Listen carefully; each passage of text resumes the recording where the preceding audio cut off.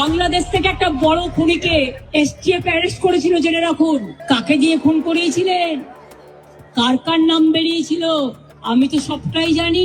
পশ্চিমবঙ্গের সাবেক মুখ্যমন্ত্রী মমতা ব্যানার্জির এক মন্তব্য ঘিরে নতুন করে আলোচনা শুরু হয়েছে বাংলাদেশ ও ভারতের রাজনৈতিক অঙ্গনে। কলকাতার ধর্মতলায় এক প্রতিবাদ সমাবেশে বক্তব্য দিতে গিয়ে তিনি এমন কিছু ইঙ্গিতপূর্ণ প্রশ্ন তুলেছেন যা সামাজিক যোগাযোগ মাধ্যম থেকে শুরু করে রাজনৈতিক মহলে ব্যাপক কৌতূহলের জন্ম দিয়েছে।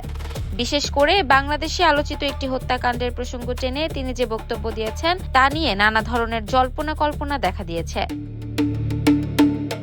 2 জুন ধর্মতলার প্রতিবাদ মঞ্চ থেকে মমতা ব্যানার্জি বলেন, পশ্চিমবঙ্গ পুলিশের স্পেশাল টাস্ক ফোর্স বাংলাদেশ থেকে পালিয়ে আসা একজন গুরুত্বপূর্ণ অভিযুক্তকে গ্রেপ্তার করেছিল।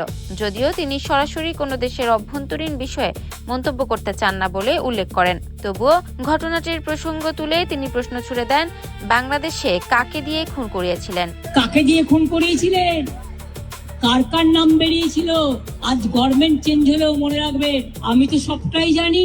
মমতার দাবি, ওই অভিযুক্তরা মেঘালয় সীমান্ত ব্যবহার করে পশ্চিমবঙ্গে প্রবেশ করেছিল। পরে এসটিএফ তাদের শনাক্ত ও গ্রেপ্তার করতে সক্ষম হয়।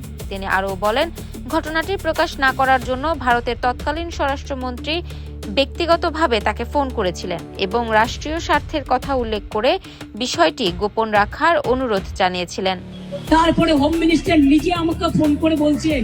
উল্লেখ্য, চলতি বছরের মার্চ মাসে পশ্চিমবঙ্গ পুলিশের এসটিএফ ওসমান হাদি হত্যাকাণ্ডের সঙ্গে জড়িত থাকার অভিযোগে ফয়সাল করিম মাসুদ ওরফে রাহুল এবং আলমগীর হোসেনকে গ্রেপ্তার করেন।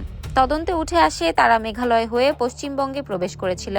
পরে এই মামলার সঙ্গে সংশ্লিষ্ট আরেক অভিযুক্ত ফিলিপ সাংমাকেও নদিয়ার শান্তিপুর এলাকা থেকে আটক করা হয়। এর আগে ঢাকা নগর গোয়েন্দা পুলিশ ফয়সাল করিম মাসুদকে হত্যাকাণ্ডের অন্যতম প্রধান অভিযুক্ত হিসেবে চিহ্নিত করেছিলেন।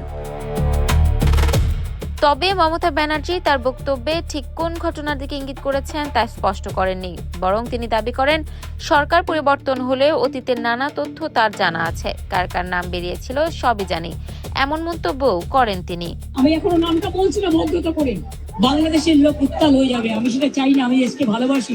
এদিকে সমাবেশে মমতা ব্যানার্জি পশ্চিমবঙ্গে ভোট পরবর্তী সহিংসতা, বুলডোজার অভিযান, হকার উচ্ছেদ এবং বিরোধী নেতাকর্মীদের ওপর চাপ প্রয়োগের অভিযোগ তোলেন।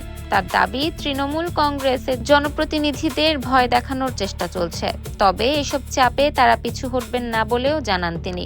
আমার হৃদয়টাই একটা কথা ভান্ডার। ভোট পরবর্তী সহিংসতার প্রতিবাদে রানী রাসমণি এভিনিউয়ে কর্মসূচির ডাক দিয়েছিল তৃণমূল কংগ্রেস, কিন্তু প্রশাসনের অনুমতি না পাওয়ায় ক্ষোভ প্রকাশ করেন মমতা। কড়া পুলিশি নিরাপত্তার সমালোচনা করে তিনি বলেন, শান্তিপূর্ণ কর্মসূচির পরিবেশকে অযথা নিয়ন্ত্রণের মধ্যে ফেলা হয়েছে এবং দলীয় কর্মীদের সেখানে পৌঁছাতেও বাধার মুখে পড়তে হয়েছে।